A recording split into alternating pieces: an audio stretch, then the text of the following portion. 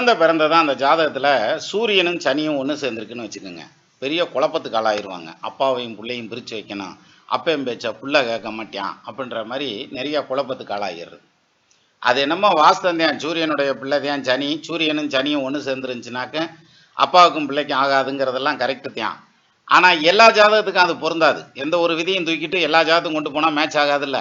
இப்ப பாருங்க, மேஷம், சிம்மம், மகரம், கும்பம், துலாம் இந்த ராசிகள்ல எதுல வந்து சூரியன் சனி சேர்ந்திருந்தாலும் அதனால தகப்பனுக்கும் பிள்ளைக்கும் எந்த ஆபத்தும் கிடையாது. 2 பேர்த்துக்கு நல்ல அண்டர்ஸ்டாண்டிங் இருக்கும்.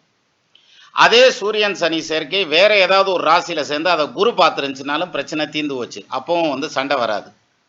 அதே சூரியன் சனி சேர்க்க குரு பார்க்காம அந்த பர்டிகுலர் லக்னத்துக்கு 5ஆம் இடத்ததிபதி அல்லது 9ஆம் இடத்ததிபதி சேர்ந்திருந்தாலும் பார்த்திருந்தாலும் அப்பவும் தோஷம் கிடையாது.